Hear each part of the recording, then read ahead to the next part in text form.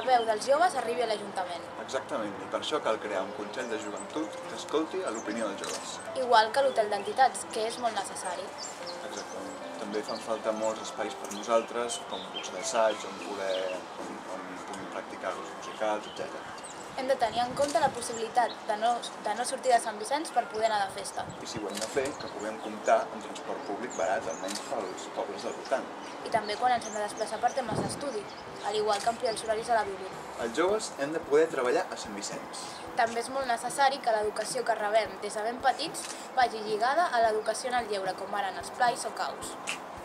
És veritat, igual que també fa falta introduir en els temes de salut coses com l'educació sexual o drogodependència i poder que això es tracti aquí a Sant Vicenç. I també poder parlar lliurement sobre aquests temes.